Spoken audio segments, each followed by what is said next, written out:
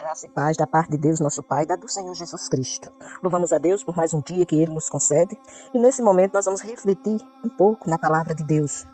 Às vezes você e eu podemos perguntar o que é uma reflexão. É você ler um texto e observar o que aquele texto quis ou quer transmitir. O que é que ele quis transmitir no passado? O que é que ele quer nos transmitir hoje?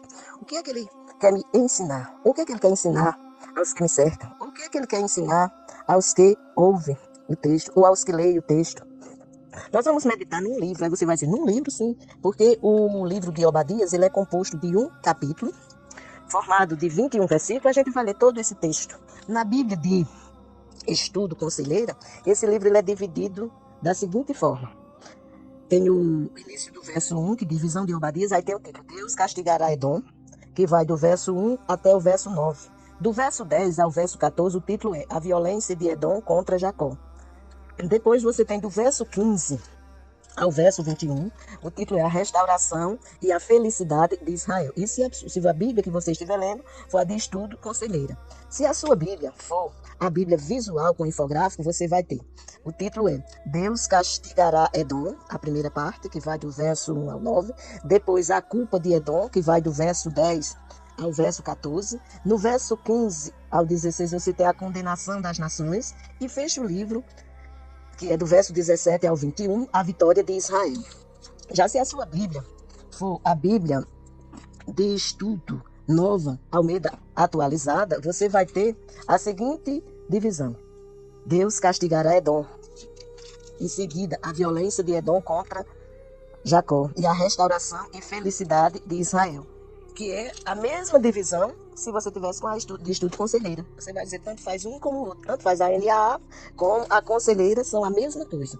Já se a sua Bíblia for a Bíblia de Estudo de Genebra, você vai contemplar também a mesma divisão que você vai encontrar neste livro. É 3 divisões, sendo os pecados e o castigo de Edom.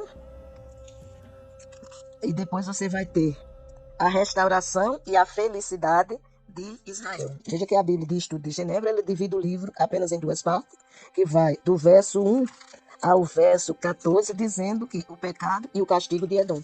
Do verso 15 ao verso 21 é a restauração e a felicidade de Israel. Já se você tiver a Bíblia de Estudo do Expositor, ele faz a seguinte colocação. A queda de Edom é predita dos versos 1 ao verso 5. Do verso 6 ao verso 14, você tem a razão para o juízo explicada, o pecado. Aí você vem do verso 15 ao verso 16, são apenas 2 versículos. Edom no dia do Senhor, seu destino. Depois você tem o triunfo e a restauração de Israel, que vai do verso 17 ao 21. Aí se você me perguntar, mas missionária, por que você fez tanta questão de fazer a leitura apresentando as divisões? Para que você possa perceber, a partir da leitura do texto, o texto é o mesmo. É apenas a questão de quem vai observar o texto. Que é como aquela leitura, se você disser, essas Bíblias, elas são escritas por quem? Se você olhar a Bíblia manuscrita, ela é feita pela Sociedade Bíblica do Brasil. A Bíblia visual com infográfico também é pela Sociedade Bíblica do Brasil. A Bíblia de Estudo Conselheiro também pela Sociedade Bíblica. A Bíblia de Estudo de Genebra também é pela Sociedade Bíblica. Só do expositor que ela é feita pela James, é uma distribuição gratuita pelo Ministério de James Webb. Mas você vai observar que o conteúdo, independente de qual seja a Bíblia, de qual seja a versão, você vai contemplar que o conteúdo é o mesmo. Você vai contemplar a graça de Deus nesse texto. Assim nos diz o texto, uma Bíblia manual, manuscrita. Esta é a mensagem que o Senhor deu a Obadias a respeito do país de Edom. Aí a divisão é Deus castigará Edom, a culpa de Edom, a condenação das nações e a vitória de Israel. O texto compreende. Esta é a mensagem, repetindo, que o Senhor deu a Obadias a respeito do país de Edom. O Senhor mandou um mensageiro a todas as nações, e nós ouvimos a sua mensagem. Preparem-se, vamos lutar contra Edom. O Senhor diz a Edom, eu vou fazer de você uma nação fraca, e ninguém o respeitará. O seu orgulho o enganou. Você vive nas trevas das rochas, lá no alto das montanhas. E por isso pensa assim, ninguém é capaz de me derrubar daqui. Ainda que você voe tão alto como a águia, e faça o seu ninho entre as estrelas, eu o derrubarei dali. Quando ladrões chegam de noite, levam apenas o que lhes interessa. Quando alguém colhe uvas, sempre deixa algumas nas parreiras, mas os seus inimigos destruirão você completamente. Povo de Edom, todos os seus bens foram roubados. Levaram embora todos os seus tesouros. Os seus aliados o traíram e o expulsaram do seu próprio país. Povos com quem você tinha acordos de paz conquistaram a sua terra. Os seus amigos mais chegados fizeram planos contra você. Eles dizem: os edomitas são uns tolos. O Senhor Deus diz: no dia em que eu castigar Edom, acabarei com todos os seus sábios. Não ficará uma só pessoa, inteligente no país. Os soldados de Temã tremerão de medo. Todos os guerreiros de Edom serão mortos. O Senhor diz ao povo de Edom: vocês maltrataram e mataram seus irmãos, os descendentes de Jacó. Por isso vocês serão destruídos, e a desgraça os acompanhará para sempre. Quando o inimigo derrubou os portões de Jerusalém, entrou na cidade e tirou todas as coisas de valor, vocês não se importaram com isso. Quando aqueles estrangeiros tiraram a sorte para ver quem ficava com as riquezas, vocês fizeram a mesma coisa. Mas vocês não deviam ter ficado alegres com a desgraça dos seus irmãos de Judá. Não deviam ter olhado com prazer quando eles foram destruídos. Não devia ter zombado deles quando eles estavam aflitos.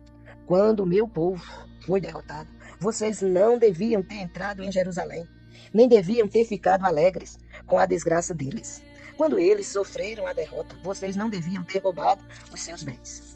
Não deviam ter esperado nas encruzilhadas para matar os que procuravam fugir. Nem deviam ter entregado ao inimigo os que escaparam com vida. O Senhor Deus diz: está chegado o fim, o dia em que eu vou julgar todas as nações. Aí vocês, edomitas, pagarão pelas suas maldades. Aquilo que vocês fizeram com outros será feito com vocês. O meu povo já foi duramente castigado no meu Monte Santo. Todas as nações vizinhas sofrerão um castigo ainda mais duro. Serão castigadas e desaparecerão. O Senhor diz: mas no Monte Sião, o lugar santo, alguns conseguirão escapar. O povo de Israel possuirá de novo a terra que eu lhe dei. Os povos de Judá e de Israel serão como labaredas de fogo. Eles destruirão os descendentes de Esaú, como o fogo devora a palha. Nenhum dos edomitas escapará, eu, o Senhor, falei. Os israelitas do sul de Judá conquistarão o país de Edom, e os que moram nas planícies de Judá tomarão posse do território dos filisteus. Os israelitas conquistarão o território de Efraim e de Samaria, e o povo da tribo de Benjamim tomará a região de Gileade.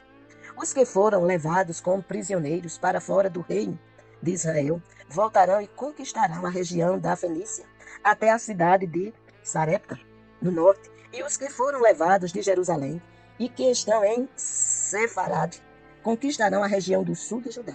O povo de Deus, vitorioso, subirá o monte Sião, e dali governará o povo de Edom, e o Senhor será o rei. Esta é a leitura deste livro composto de apenas um capítulo, que tem 21 versículos. Na Bíblia manuscrita, na linguagem de hoje, faz a seguinte colocação a respeito deste livro. Diz que o livro apresenta um conteúdo que é dividido em duas partes. A primeira parte, que tem o castigo de Edom, vai do verso 1 ao verso 14, e do verso 15 ao verso 21 tem o dia do Senhor. Em relação ao comentário, esta Bíblia apresenta um breve comentário deste livro dizendo: Jerusalém foi conquistada pelos babilônicos no ano 586 a.C. Os edomitas, povo que morava no país de Edom, ao sul de Judá, não somente se alegraram com a derrota dos israelitas, mas também ajudaram o inimigo e aproveitaram a oportunidade para roubar e levar consigo os bens dos moradores de Jerusalém. O profeta Obadias denunciou o pecado dos edomitas e anunciou que seriam castigados e derrotados, junto com os outros povos que eram inimigos do povo de Deus. E Israel voltaria a ser próspero e poderoso novamente. Quando nós lemos a palavra de Deus, o Senhor nos orienta no Salmo 1, no verso 2, que nós devemos meditar na sua palavra de dia e de noite, para que tudo nos vá bem. Continua o salmista dizendo que seremos, aquele que medita na palavra de Deus, seremos como plantas que são plantadas junto ao ribeiro das águas, que dá o seu fruto na estação própria e cujas folhagens não caem. E diz que não são assim os ímpios. Na Bíblia de Estudo de Genebra, diz que confirma que esse livro é escrito pelo profeta Obadias e diz que o propósito dessa mensagem é encorajar o povo de Judá que enfrentava adversidades vindas de Edom, a ter esperança na justiça divina e na vitória final sobre todos os inimigos. Também confirma que esse livro foi escrito em 586 a.C. e que ele apresenta 4 verdades fundamentais. Quais são as verdades que este livro apresenta? A primeira verdade é que Deus cuida do seu povo quando ele sofre. A segunda verdade é que Deus adverte, mas no final julgará aqueles que perseguem o seu povo. A terceira verdade é que Deus dará a vitória ao seu povo. E a última verdade, a quarta e última, é que o fiel povo de Deus herdará o seu reino em sua totalidade. E aqui vem uma pergunta a você, que está ouvindo esta reflexão. Você faz parte do povo de Deus? Você faz parte daqueles que foram lavados no sangue do Cordeiro? Se você ainda não faz parte deste grupo, hoje o Senhor te dá a oportunidade de você se achegar a Ele. E se você perguntar, o que é que eu faço para me achegar a Deus? Confessa os seus pecados. Peça para ser lavado no sangue do Cordeiro. Porque quando Jesus morreu na cruz, o propósito dele foi de tomar sobre si as nossas dores e enfermidades, como é declarado em Isaías capítulo 53. E Deus vela em cumprir a sua palavra, sendo com aqueles que o buscam. Ele diz em Mateus: eis que estou convosco todos os dias, até a consumação dos séculos. Está lá em Mateus capítulo 28, no verso 20. Ele disse ao profeta Jeremias, quando conversava com ele, fez uma pergunta: Jeremias, que tu vês? Ou que vês tu? E Jeremias respondeu: vejo uma vara de amendoeira. E ele disse a Jeremias: viste bem, porque eu velo em cumprir a minha palavra. Em Mateus 24, 35, ele usa o evangelista para nos dizer: passa-se os céus, passa-se a terra, mas esta palavra não passará. Voltando ao contexto do texto lido de Obadias, se você tiver com a Bíblia visual com infográfico, ele diz que este livro, que é composto de 21 versículos, só reforçando, que ele apresenta 2 ideias centrais. E quais são essas ideias? A primeira ideia é que Deus punirá os edomitas por causa do modo cruel como trataram Israel. Ele chama a atenção a Edom, que não deveria ter tratado Israel da forma que tratou. E ele trará sobre eles uma punição por causa do modo cruel. Por isso, nessa reflexão, quero lhe chamar a atenção: não se alegre com os que sofrem. Não se alegre com os que estão em dificuldade. Se alegrar em que sentido? Se sentir feliz porque o outro está naquela situação. Pelo contrário, coloque-se na brecha da intercessão e peça a Deus que, assim como Deus está lhe abençoando, lhe protegendo, conduzindo os seus passos, que Deus seja com aquele que está em luta. A segunda ideia central deste livro é que, embora os inimigos de Israel pareçam prosperar, Deus dará as terras deles a Israel. Pense nisto. Como eu estou andando? Como é que a minha casa está sendo apresentada diante de Deus? O que é que eu tenho feito em favor dos meus? O Senhor diz em Mateus 6,33 que nós devemos buscar em primeiro lugar o seu reino, a sua justiça e as demais coisas Ele, o Senhor, nos acrescentará. E aí vem a pergunta: o que temos buscado? Como temos buscado? Temos estado diante de Deus como filhos amados do Senhor, buscando em primeiro lugar a sua face, nos colocando na brecha da intercessão por todos os que nos cercam. E se você e eu perguntarmos quem é que nos cerca? No primeiro momento nós pensamos nos nossos pais, pensamos nos nossos irmãos, pensamos na nossa parentela. Em seguida nós podemos pensar, se formos estudantes, nos demais colegas da sala de aula. Se já não formos estudantes, mas formos profissionais que estamos no mercado de trabalho, iremos pensar naqueles que trabalham conosco. Além disso, se estamos na cidade ou no campo, devemos pensar nos nossos vizinhos. Enfim, devemos pensar: onde eu estou colocando a planta do meu pé? Eu estou pedindo a bênção de Deus para aqueles que estão em minha volta? Seja minha parentela, seja meus amigos, ou seja até aqueles que nos perseguem?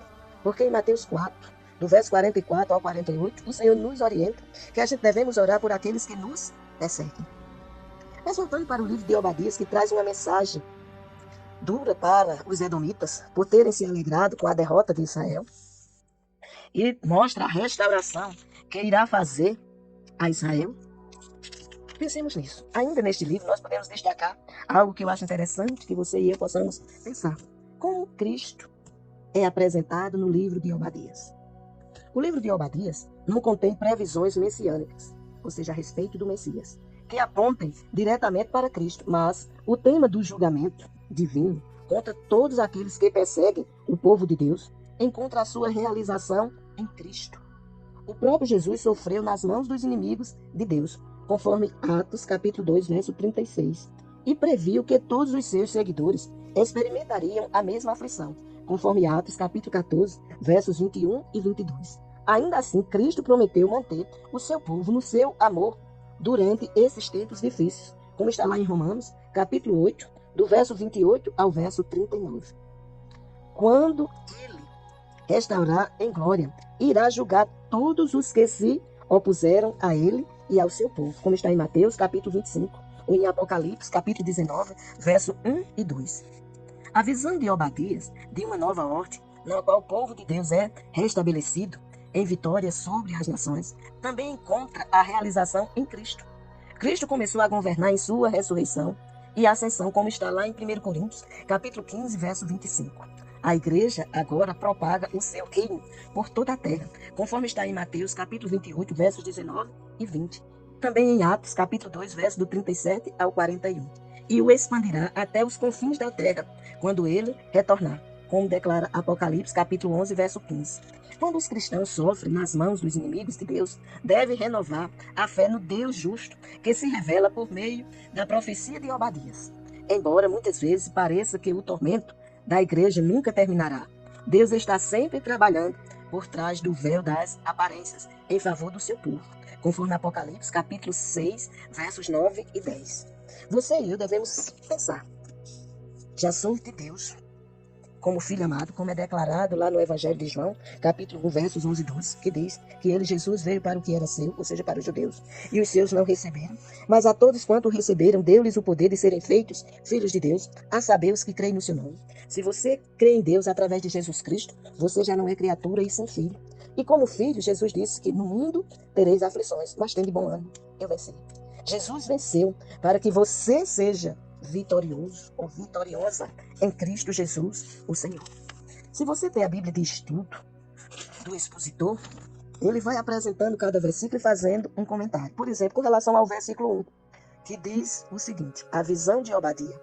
Assim diz o Senhor Deus a respeito de Edom. Ouvimos a pregação do Senhor e um mensageiro foi enviado às nações dizendo: levantai-vos e levantemo-nos contra ela para a batalha. O comentário é: a visão de Obadia é realmente o título do livro, isto é, caso esta breve profecia possa ser considerada assim, a palavra visão diz respeito à maneira pela qual o Espírito Santo deu esta palavra a Obadias. O significado da palavra Edom é vermelho ou rosado, o mesmo que Adão. Portanto, Edom tipifica o primeiro Adão, o qual fracassou, e, portanto, a carne, enquanto Israel tipificará o último Adão, Cristo, o qual teve êxito pelo poder do Espírito Santo. A última frase se refere ao Senhor guiando essas nações, em particular, com respeito à oposição a Edom, o que mostra sua participação pormenorizada, não apenas nos assuntos das pessoas, como também de nações inteiras. Quando você olha para o verso 2, eis que pequeno te tenho feito entre as nações, tu és muito desprezado. A explicação é: os edomitas se gabavam da sua força, da invencibilidade do seu país e da sua sabedoria.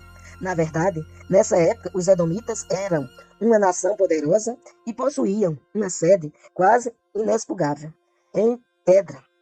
Mesmo assim, as palavras do versículo 1, levantemo-nos, refere-se às nações que vinham contra ela, pouco se importado com as suas jactâncias, com as suas riquezas, com o seu poder. Já com relação ao verso 3, a soberba do teu coração te enganou, ou seja, enganou os edomitas. Tu que habitas nas fendas das rochas, na tua morada muito alta, que diz em seu coração: quem me derrotará em terra? A frase, a soberba do teu coração te enganou, refere-se à razão para a oposição de Deus a esse povo. Tu que habita nas fendas das rochas, na tua morada muito alta, refere-se à capital, à cidade de pedra. Portanto, não apenas eram eles altos, com respeito à topografia, como também altos em seus próprios corações, como evidenciada nesta escritura. A pergunta deles: quem me derrotará em terra? Foi feita ao Deus de Israel, bem como a qualquer nação. Eles se consideravam superiores a Israel e o seu Deus como superior ao Senhor, ao Criador de todas as coisas. Pensemos nisso. Guarde no seu coração essa breve reflexão, fazendo a seguinte indagação: quem sou eu diante de Deus? Como Deus tem me visto? Como eu tenho visto a Deus? De que forma tenho me colocado diante dele? Tenho pedido a sua misericórdia? Se não, faça isso hoje, pois ele te dá esta oportunidade de se reconciliar com ele através de Cristo Jesus, o Senhor. Amém.